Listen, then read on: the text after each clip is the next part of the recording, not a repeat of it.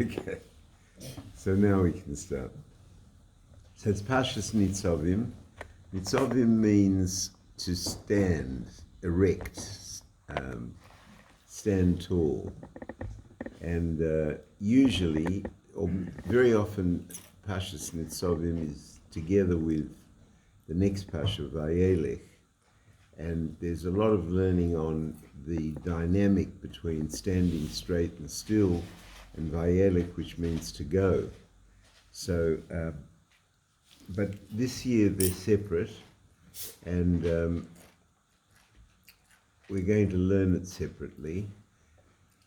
One thing, just before we start, I just want to make this blanket observation that Parshat NITZAVIM always, as I said, is read the Shabbos before Rosh Hashanah. And let me quote to you the opening words of the Sedra. Atem nitzavim hayoim kulchem, all of you are standing today, lifnei Hashem Elokeichem, in front of your God, Rashechem Shiftechem, the heads of the tribes, and I'll read on in English, the heads of the tribes, your elders, your police officers, and your young children, your women, and the converts within the camp, in other words, everybody. And until, from your woodcutters to your water drawers. So it means everybody. So the question is, all the commentators start with this. What are we talking about here? We're talking about the Sedra immediately before Rosh Hashanah. Moshe Rabbeinu has called everybody together to stand together. What is he doing that for? We're going to see he wants to reinforce a covenant. We'll come to that in a moment. But there are some very deep hints, or there's some hints which are very deeply instructive in terms of a person's private perspective for his life.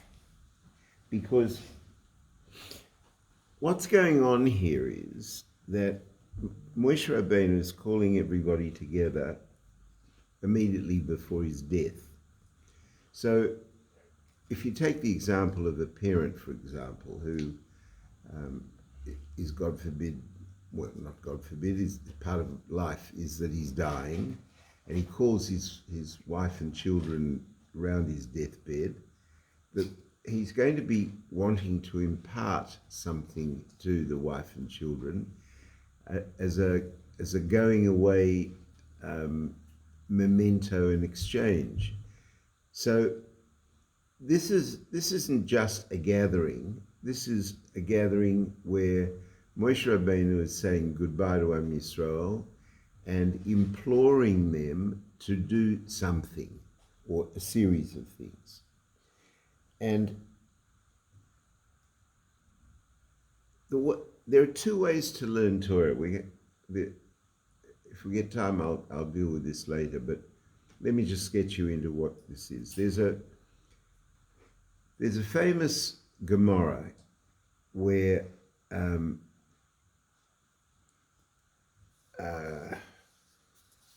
I don't know if I should do this at the beginning or at the end.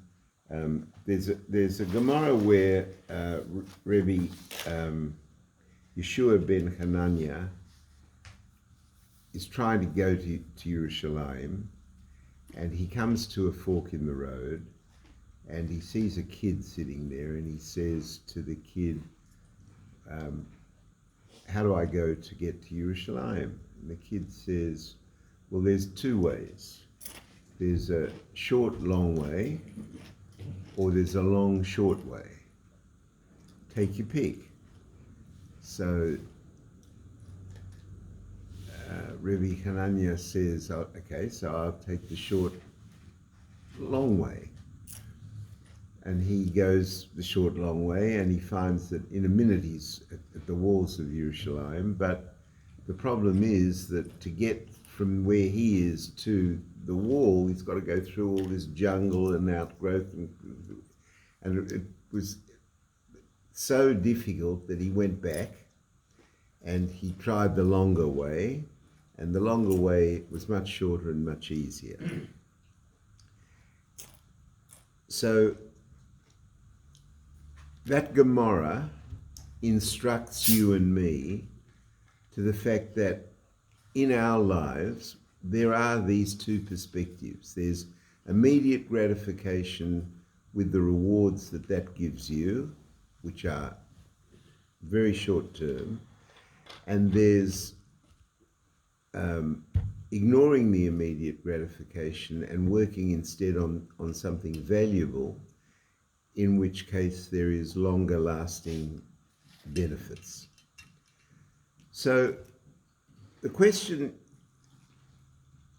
so logically, you must say that if Moshe Rabbeinu is calling everybody for the last moments before he dies, and by the way, the Meforshim all say that this day that he calls them, Atim NITZAVIM Hayoim, it says, you are standing today.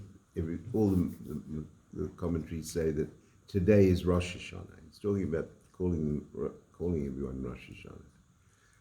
So there are going to be these two perspectives of the quick fix versus the much more difficult fix.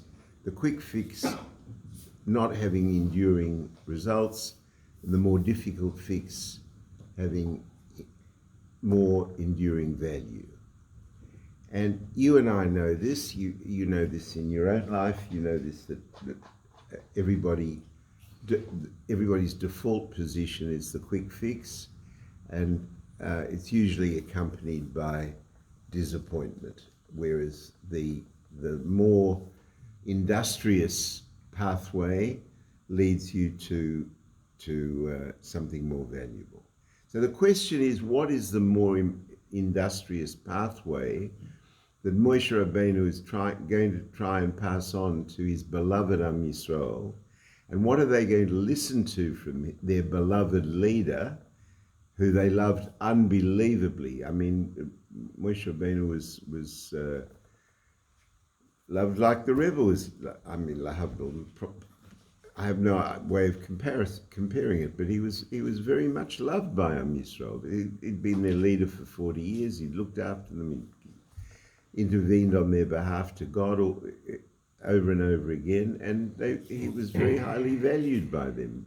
I mean, that's an understatement. So, and what is the message here? When you read this pasuk about standing in front of God this day and then enumerating all these classes of people, from the heads of the tribes to the water carriers,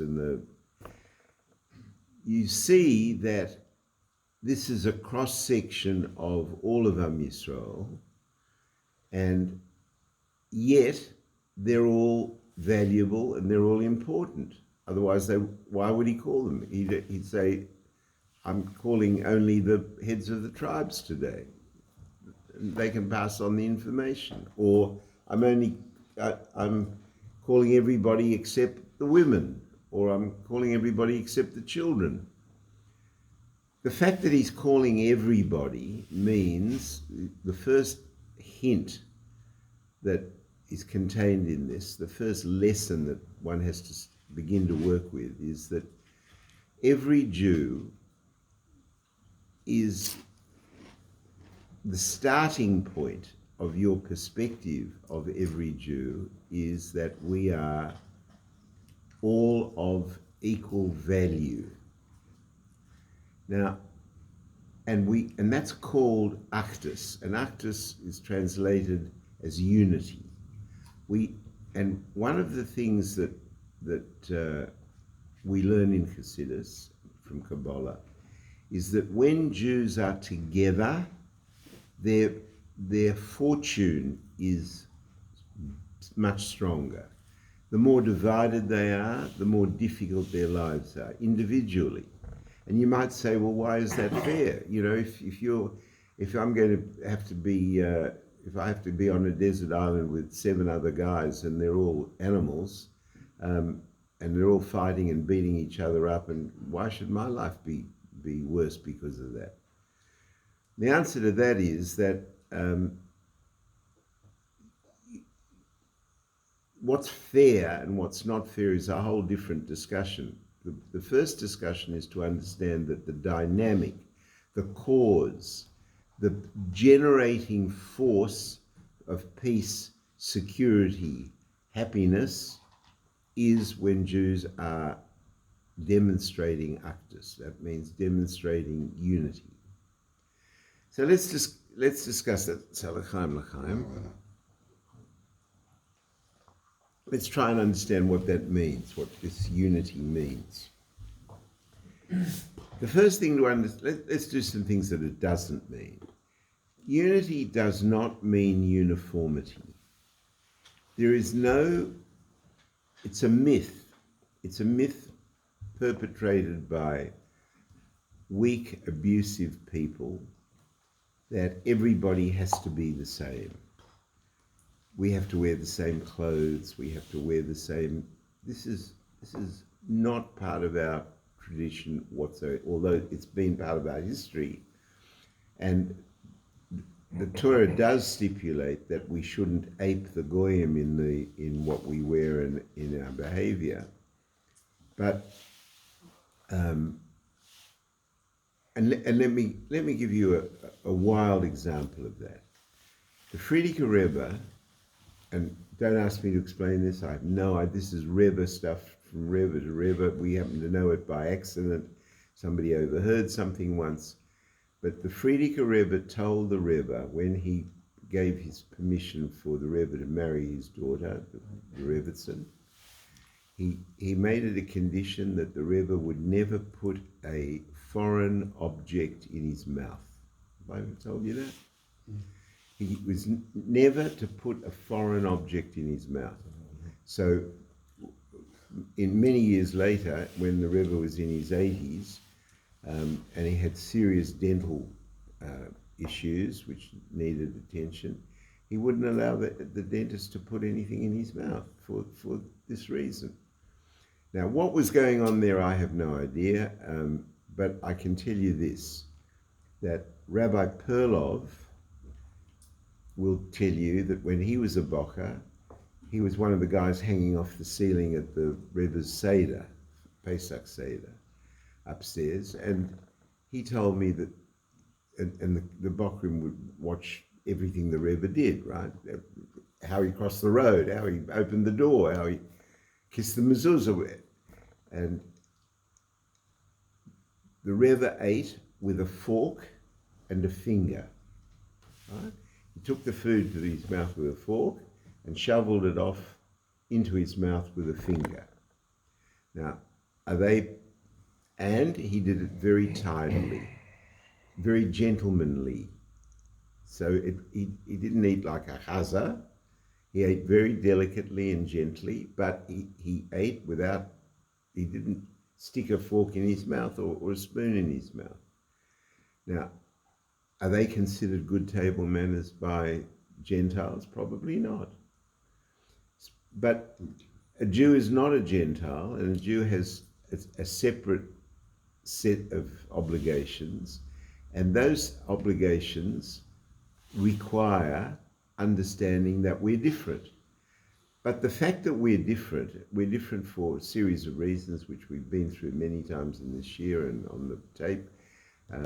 Our job is to infuse Gashmius with Ruchnius. Our job is to infuse physicality with godliness. And the Gentiles' job is to build civilization and build physicality. Build buildings and music and theatre and drama and all of the wonderful things that they do and have done. And we help with that, but we also have the job of infusing that with godliness, with spirituality. Now, in order to do that, we are different, but nobody asks, there's nowhere written, nowhere, that we have to be the same. And we're not the same. One person is not the same as another person in any way. So one of the first questions that a beginner in Hasidus, when confronting this concept, struggles with is, if we are not the same, how are we unified? What's Actus? And if we are unified, doesn't that require us to be the same? So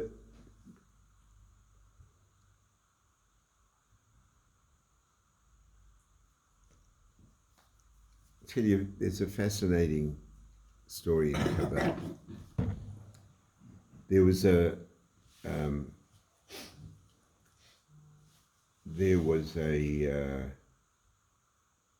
Chassid, a very famous Chassid. He was a very young man at the time, who wanted an answer to a series of problems. And today we know that it's a difficult thing to know whether somebody, for example, if somebody went to the Rebbe for dollars with a question in Gemara, it's very difficult to know whether he really has a question in Gemara that he needs answered, or whether he's going in front of the Rebbe to show the Rebbe how smart he is that he's thought of this clever question. It's very hard for a person to know that about themselves. Nevertheless, one's got to, because that's part of this exercise that we're talking about. Rosh Hashanah, you're going to be standing in front of your God, and you've got to know who you are. That's the business of Rosh Hashanah. When we crown Hashem our King on Rosh Hashanah, we are crowning him our King out of our perspective, which has to be sincere. And part of that sincerity is self-knowledge. And that self-knowledge is hard to get. There's this fellow called, this Chassid. He wanted a question answered in Gemara. And he was dying to meet with the Alter Rebbe. The Alter Rebbe is the first Rebbe of Chabad who wrote the Tanya and the Shulchan Aruch. And he kept going to the towns where he heard that the Alter Rebbe was visiting. And every time he got there, the Alter Rebbe had already left. So he finally decided, you know what he's going to do? He's going to find out where the Rebbe's going to next. He's going to go there before the Rebbe gets there. And that's what he did. And he hid in the Rebbe's study in the town that he was there. And he was waiting for the Rebbe to come in. When the Rebbe came in his usual, he used to sing a niggun every time. When he spoke with a tune. And he came in, and while the young Hossid was under the table, he came into the room and said, when a man wants to know an answer to a Gemara on the value, let me tell you what the question was. There's a tractate in the Talmud called Erekin, and that is on the value of a person. What does it mean, the value of a person? If you damage and you need to sell yourself into doing work to pay back that damage, the question is, what value are you as a worker? So there's a system of evaluating that, and it goes on age. It's nothing to do now. So when the Rebbe came into the room, he, in his sing-song voice, said, when a young man wants to know a question on how to value a person, he should first make the time and the trouble to evaluate his own worth. Mm-hmm. And when the kid heard this, and the Rebbe left the room, and when the kid heard this, he never went to try and see the Alter Rebbe again. He was a Chassid of the Tzemach Tzedek, the Mittler Rebbe, and then the Tzemach Tzedek, but never saw the Alter Rebbe again. And he testifies that moment changed his life. Right? So the first thing that we need to understand is that everybody has a value, and it's very important to be able to appreciate what your value is. The Rebbe has a But does that mean that everyone has to be the same? If you're tall, do I feel bad because I'm short? If you're fat, do I feel bad that I'm skinny, or good that I feel skinny? If one is beautiful, one is rich, one is poor, one is beautiful, one is strong, one is weak, one is healthy, one is sick. Every person has their own destiny and their own hashgacha pratis, their own divine providence, and everybody has their own tests. We keep going through this over and over again, and everyone has their own koiches, their own powers to deal with the tests that they alone have. And nobody else on this planet in any lifetime will have exactly the same tests as you. How do we know? Otherwise there'd be no reason for you to be born. You are the only person that can deal with your challenges. Now, does that mean that you're exactly the same as everybody else? On the contrary, it means specifically that you're different.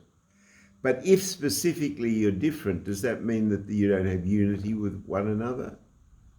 So the Rebbe, this is all coming from, by the way, for the purpose of the tape, this is from the Likutei Sikhs Volume 2 on this week's Parshat. So the Rebbe gives an unbelievably brilliant moshel so that we can understand this. What's the moshel? The human body. The human body has kidneys and a heart and a brain and legs and feet and are you seriously going to tell me that one is more important than the other? I've got the most beautiful legs, so I don't need a head. Or my head is so clever, I'm so intelligent that you can take my feet, or my hands. Who would think like that? Who would think that this is more important than that? This has got its function, that's got that. And can you imagine the stupidity of a stomach saying to the heart or to the lungs, I'll swap with you for the day. The lungs, you digest the food and I'll breathe. Does that make any sense? And that's exactly the negative way many people behave. First, it's not a matter of behavior. It starts off as a mindset.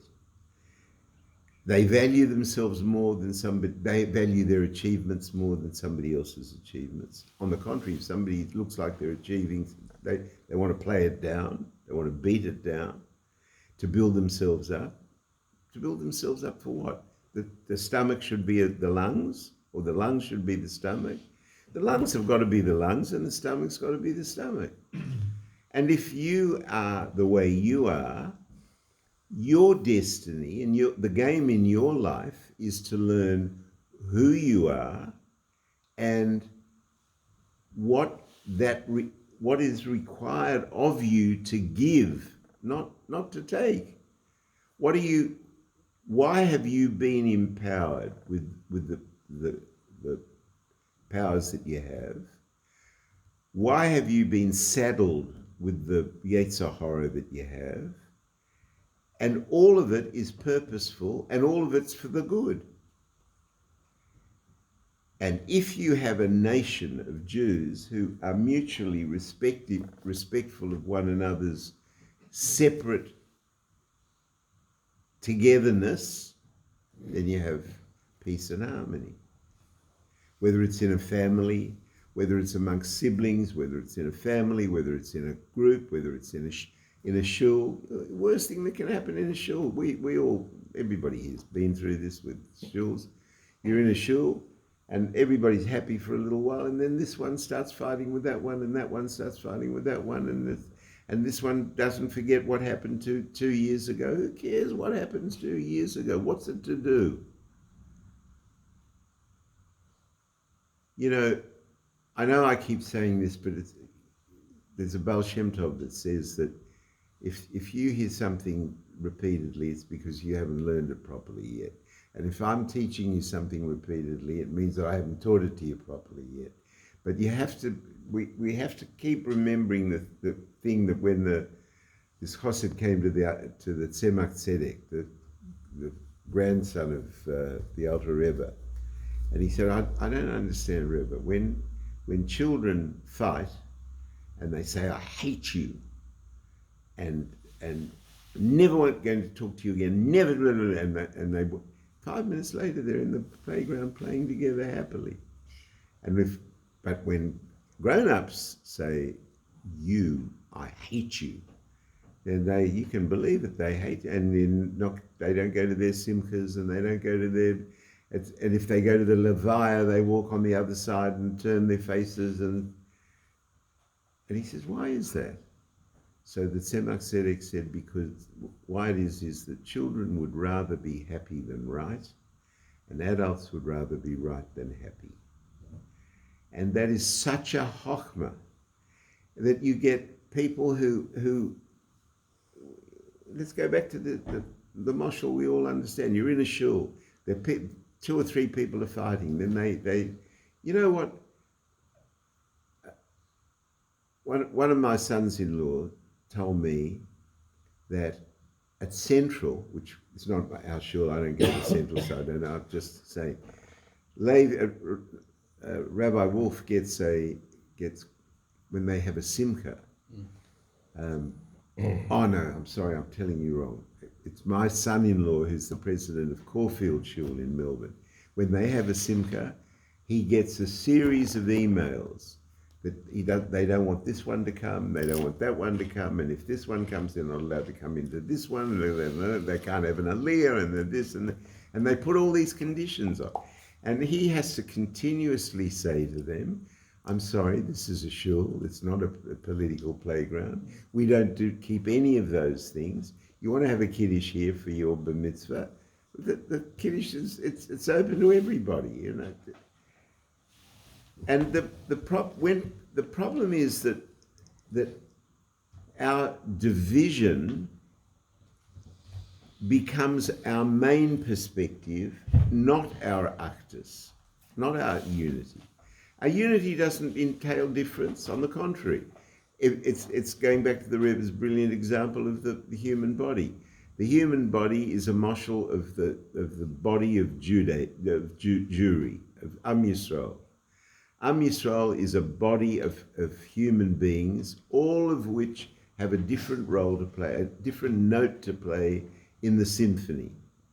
Everybody has their own note and their own instrument. And if you don't play your note properly, the music's ruined. If you do play your note properly, then you're contributing to the total music. And the key thing to understand in this series of hints that's being given here is that,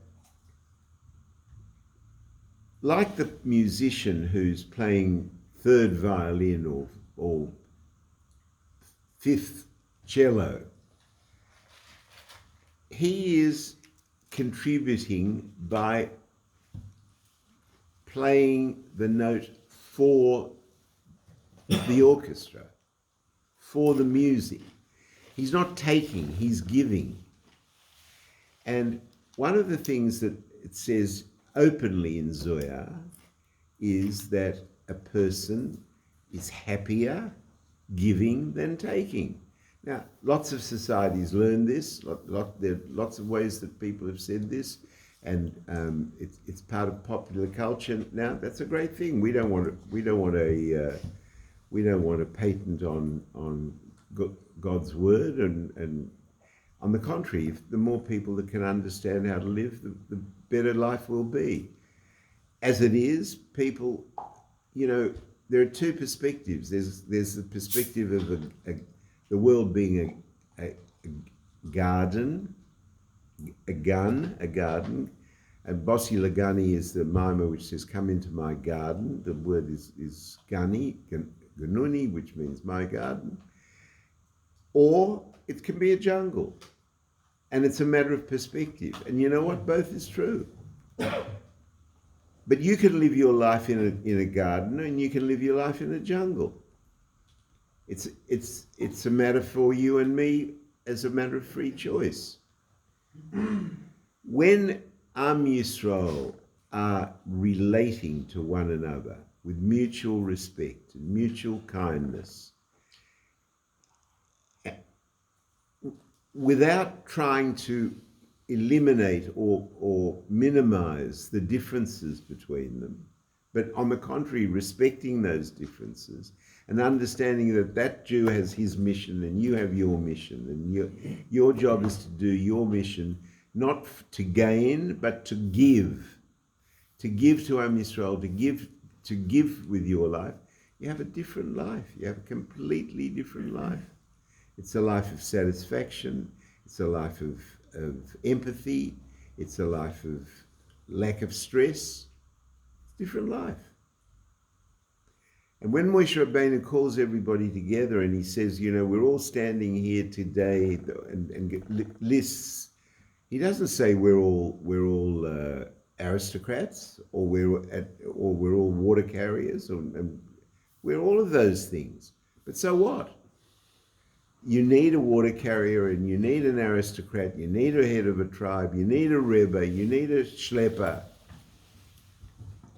The only question is whether the shlepper understands that his value is as a shlepper, and it's a fantastic value.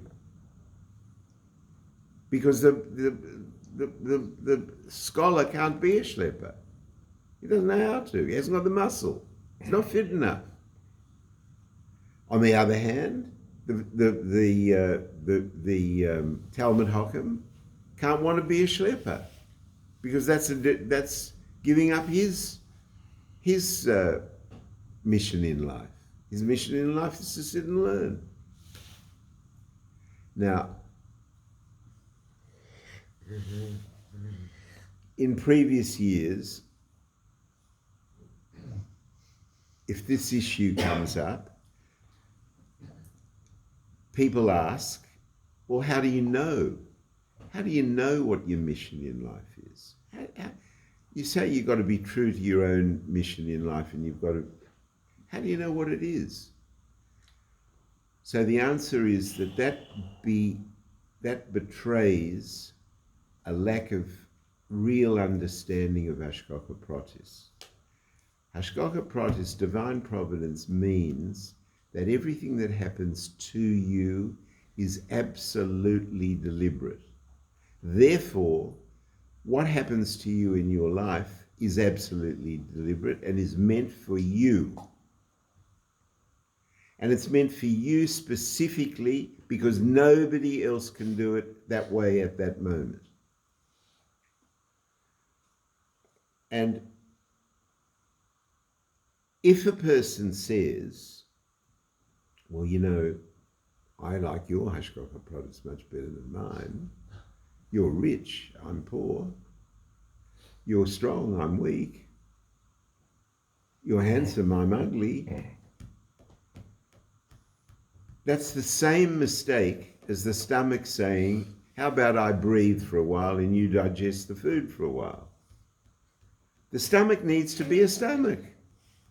And it just doesn't make any sense to say, well, I'd rather be a lung.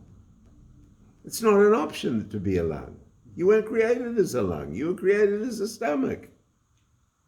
So the issue is, what sort of a stomach are you? Are you a functioning stomach or not?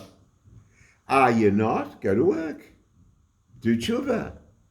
Learn Torah. Do mitzvahs to be a good stomach. But to say, I don't like being a stomach. Now, I'm not saying that somebody who's poor shouldn't work hard to try and make money. Everybody wants money. Everybody gets that. Money's a bracha. It's a bracha which is conditional on effort. So you've got to make the effort. I get it. You get it. But for goodness sake, at the end of the day, when Moshe Rabbeinu is calling all of Am Yisrael to stand together on Rosh Hashanah, to stand together in total unity. That unity means not that you're different, but that you accept your differences as being necessary and worthwhile. And not only necessary and worthwhile, but something that needs to be worked with for the perfection of Am Yisrael, and therefore the world. And that comes from, by the way, that comes from giving, not taking. Bad news. For those who are driven by, as most of us are, most of the time, driven by a nefesh habamis, an animal soul, and a good, healthy sense of narcissism, it may be initially disappointing to hear that that is unfortunately the short, long way. The long, short way is to understand what we're talking about, that that you are unique, but you are part of a necessary actus, a necessary unity. And to misunderstand your journey in life is very sad. And most people, I can tell you, most people do that for the whole of their lives. They don't ever, it doesn't really ever occur to them. And you know, if somebody is unhappy, let me just take a short detour. You know, we have contact, Anne and I have contact, well, Anne has contact with a physiotherapist, a very nice guy. And he's undergoing a very difficult time, and the very difficult time exists primarily because of his wife, who he's now separated from. Now, you know, very few people are really bad. You know, most people just don't get it, and poor things just don't get what they. So this woman, who ostensibly is a really awful person, probably isn't. She's probably a very deeply unhappy person. Now, what happens? This is one of the biggest mistakes that, and I just don't understand with all the therapists and everything. Why can't they teach them Chabad Hasidus and help people? Well, to be happy. Yeah. If somebody is deeply unhappy, you know what they do? They reach for gratification. You've got to understand this. This is the standard dynamic. They reach for a drink or drugs or partying or sex or food or the movies or an overseas trip, or they reach immediately for gratification. I'm in such a bad mood and I want to cheer myself up, so I'm going to eat ice cream or whatever the gratification is. Now, you've got to know that that's the short, long way, and it doesn't work. Doesn't work. How do you know? Look at all the people who are unhappy, who try and fix that unhappiness with gratification. It doesn't work. So how do you fix it? How do you fix it? You go to work for and bring your powers and abilities and strengths for the benefit of somebody else. The moment you do that, the unhappiness will begin to drain away. That's why this divorce happened. Huh? That's why divorce happens. But that's because people don't understand. Yeah. If instead of both parties in a divorce, now I don't want to be personal here. I don't know who's divorced and who's not. I'm just talking generally. If both parties to the divorce, instead of saying, I can't stand it the way you do this, and in return, they can't stand the way you do that, and you did this yesterday, and then you did this the day before yesterday, and I only did this because you did that, and each one is complaining that they're not taking enough, they're not getting enough from the other person. If instead of that they sat down and said, let's make a deal. What can I do to give you? And what can you do? What can I do to give you? And the spouse would say, what can I give you? And both of them spent their time concentrating on giving to each other rather than taking from each other. There would be no divorce. I'm telling you. Huh? And, you know, I learn with Rabbi Leder, for example, every day, and he does a lot of therapy as a what do you call it? Marriage. Yeah. Therapy. He says that most marriage counselors are marriage cancellers. Yeah. You know why? Yes. Because they preach to the person. How can you allow that person to infringe on your liberty? And you need to realize your potential, and you need to find yourself, and you need to find your own individuality, and all true, but all wrong. Because what they should be saying is, when's the last time you really sincerely wanted to give to your partner? And until people give to each other, they are not happy. That's a reality.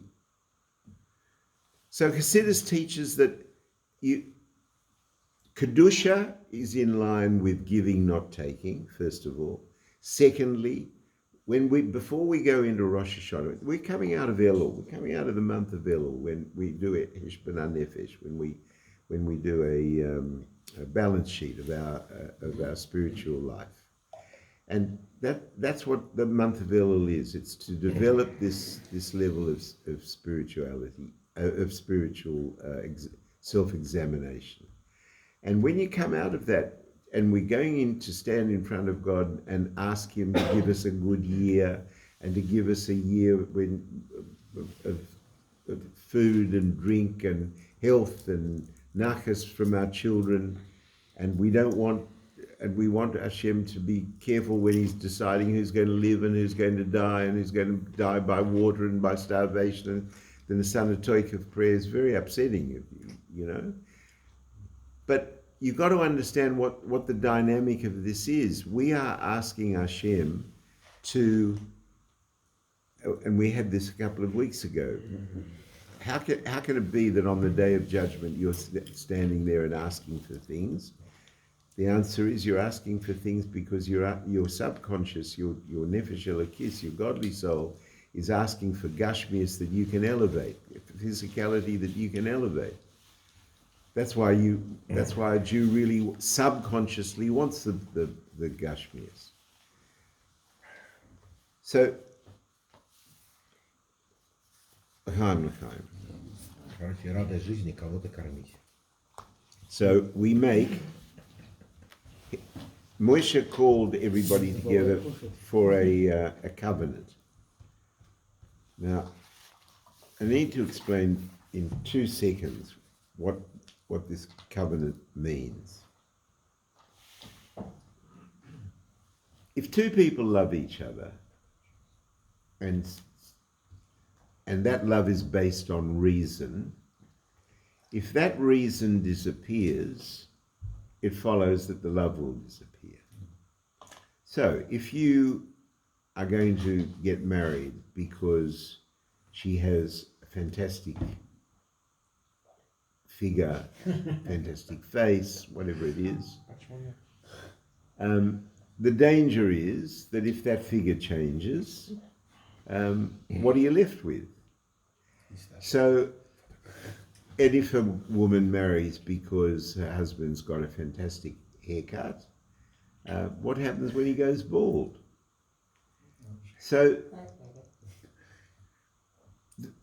pop culture has brought out something that happens in a Jewish marriage. In a Jewish marriage, we take it upon ourselves to make an oath to each other, and that oath is contained in what's called a ksuba, and where the rights and obligations of the parties are delineated. And we take an oath.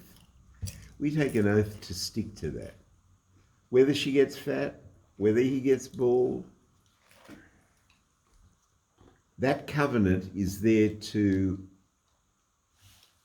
trump the change of condition. That's what a covenant is for.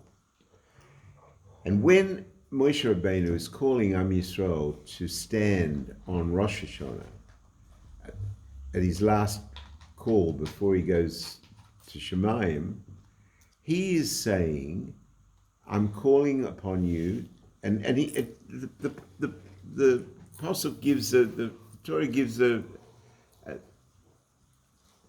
explanation of why he calls you. He calls you to make a covenant with your God. What's the covenant to your God?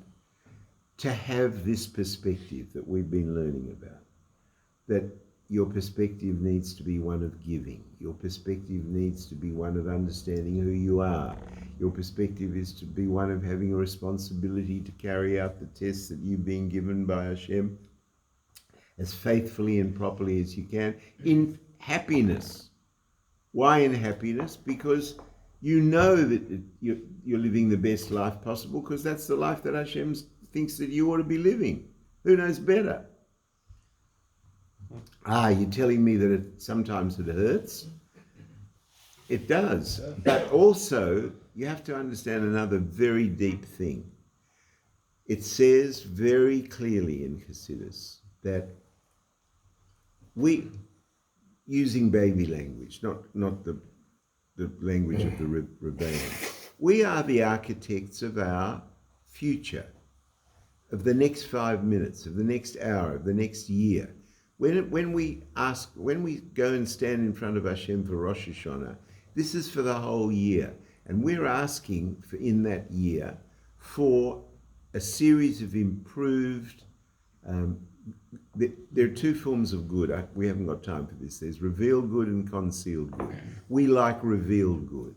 We don't want concealed good. We want to win lotto. We don't want to be poor and realize that that's a test for tzedakah. So we're asking for revealed good. Now, when we're asking for revealed good, that request is going to be governed by our behavior before that request. So if you live a life in the month of Elul, for example, or last year, or in the next 5 minutes, and don't forget, tshuva can be instant.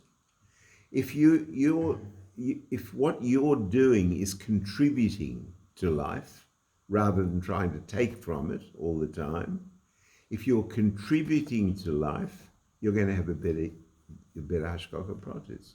Why? Because you need less tests. You have to understand this very deep. You need less tests.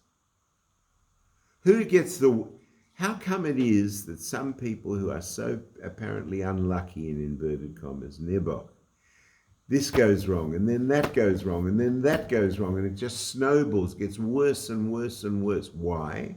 Because each time he's not dealing with a test. So he's got Hashem in his kindness gives him more of the same medicine. He needs more.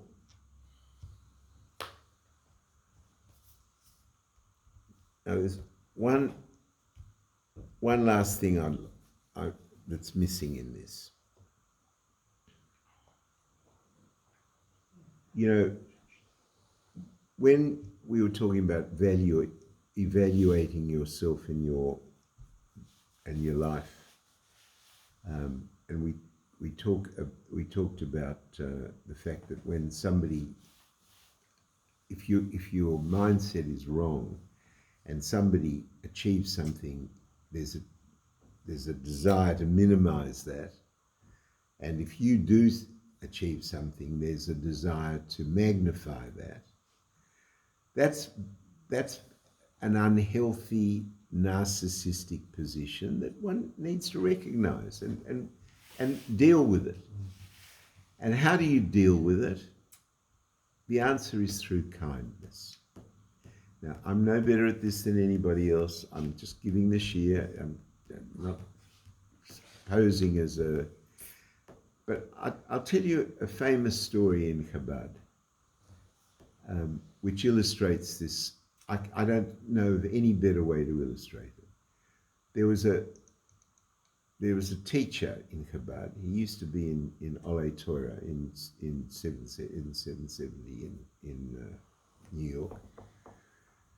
And he's now, at this point, he was then old. He was in his 80s already with a long white beard. And every year they have a thing called Kinus HaShluchim, where all the shluchim from all over the world gather in New York. Not all, but many of them do. And they have a sort of weekly, they have a big camp for a year, not a camp, but where people fabring together and have shiurim together and work out how to better perform their jobs in their various places.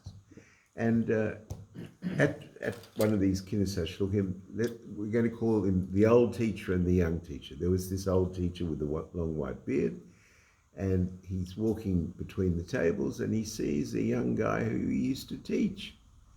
And the young guy hasn't got a grey hair in his beard, but he's got a big black beard, and he's a teacher, and he goes over to him and puts his arm around him and says, "Shalom Aleichem, how are you?" And the young man stands up and he says, "Baruch Hashem, fine, thank you very much. What are you doing?" "I'm teaching in such and such a place." He said, "Oh, fantastic, that's great." So, and then the young man says to the black beard says to the grey beard, he says, "You know, I became a teacher because of you. And it's taken me all these years, but now you're here, I'm telling you that that's the truth." So the grey beard says to him, "Really? How come?" He says, "Well, you remember the stolen watch? You know the story? You mind if I tell it again?" Because he says, Very good story. you know it? It's a wonderful story. He says, "You remember the watch, the stolen watch?" So the old teacher said, "Yes, yeah." He says, "Well, I'll remind you." He said that in our class, one kid got a watch, and that was a very expensive item in Crown Heights at the time. And everybody went out for lunch or break or whatever it was, and I was alone in the classroom, and he left the watch in his desk. And I stole the watch. And when the kid came back and he said to you that his watch had been stolen, you immediately took charge and closed the door with a key and put the key in your pocket and said that everybody has to stand up against the wall with their face towards the wall, both hands on the wall, and you would search everybody, and whoever had the watch would therefore have it returned to the rightful owner. So, but there's a condition. Everybody in the room must close their eyes, because I don't want that the thief should be embarrassed, and that the boy should know who the thief is. So everybody did exactly as they were told. They were obedient kids. And he went from one to the next, to the next, to the next. And everybody had their eyes closed until you came to my pocket. And you took out the watch from my pocket. And the whole thing was called off, and everybody was allowed to open their eyes. And the old man with the grey beard said, yes, I remember. And the young man said, and he said, "But what's that to do with you becoming a teacher?" And the Blackbeard said to him, "In all the years," that was in grade 7, "and in all the years to grade 12, you never, ever mentioned anything about it to me, not with a nod, not with a movement of your eye. There was no blame, no recognition, no anything. You just and because of that, I was so grateful. I thought that I also want to be a teacher like that. I want to be a person that holds somebody else's welfare in such high respect." And so he said, "I want to say shkoyach to you for never saying anything to me." And the Whitebeard said to him, "I never said anything to you because I didn't know it was you. You see, I also closed my eyes." You hear that? That's what we got to, that's what, if you want to know what you want to be talking to your God about on Rosh Hashanah, that story. It's like a blind justice, yeah? No, that respect for each other. It's instead of bickering and tearing each other down and spoiling. You know, it says that each Jew is a guarantor for his neighbor. Each other's behavior is is a consequence, is the responsibility of each of us. So I wish everybody to be able to do that. I wish everybody a Ksimba Toiva, a happy, sweet, healthy year with as few challenges as possible. But when you get them, embrace them and be happy with them. Amen. L'chaim, Shana Tova.